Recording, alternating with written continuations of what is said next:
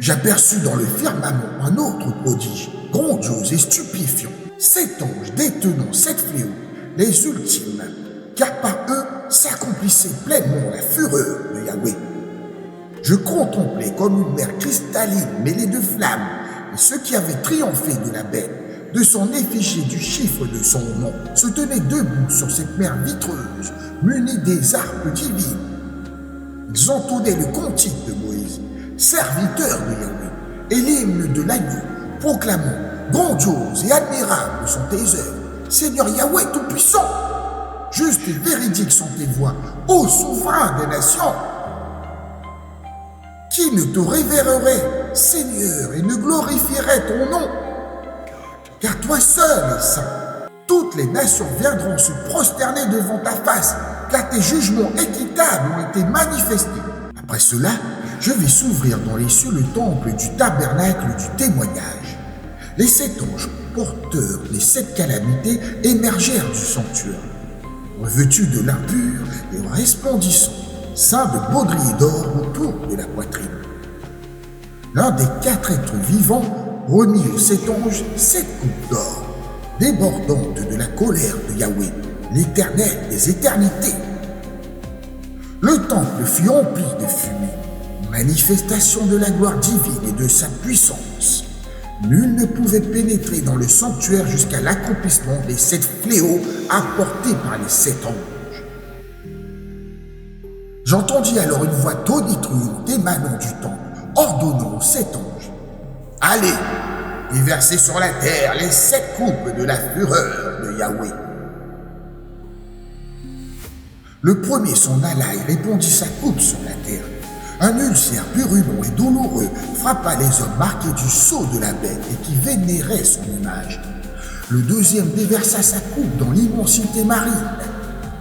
Les eaux se transformèrent en sang cadavérique et toute créature vivante dans les abysses périt.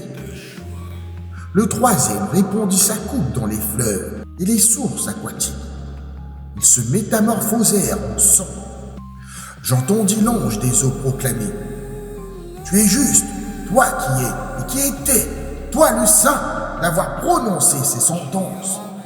Puisqu'ils ont versé le sang précieux des saints et des prophètes, tu leur as offert du sang à boire en abondance, et ils en sont éminemment dignes. » J'entendis l'autel répondre: « Oui, Seigneur Yahweh Tout-Puissant, tes jugements sont véridiques et équitables. » Le quatrième répandit sa coupe sur l'astre solaire, et lui fut accordé de consumer les hommes par ses flammes ardentes. Les mortels furent brûlés par une chaleur torride et blasphémèrent le nom de Yahweh, détenteur de l'autorité sur ses fléaux, refusant de se repentir pour lui rendre gloire. Le cinquième déversa sa coupe sur le trône même de la bête. Son royaume fut plongé dans les ténèbres, et les hommes se mordaient la langue de souffrance, blasphémant le Dieu céleste à cause de leurs douleurs lancinantes et de leurs ulcères purulents, sont renoncés à leurs actes pervers. Le sixième répandit sa coupe sur le grand fleuve Euphrate.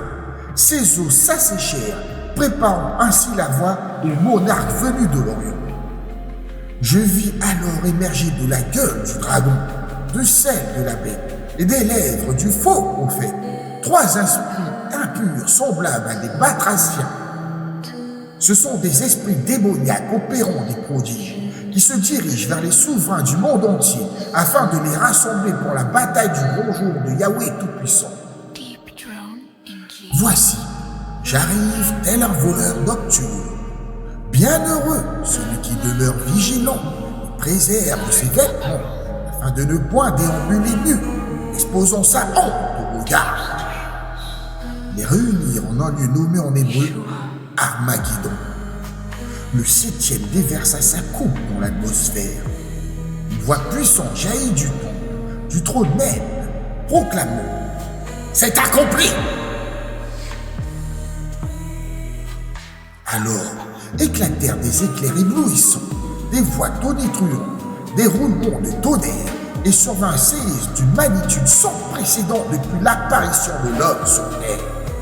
La grande cité fut fracturée en 3 parties.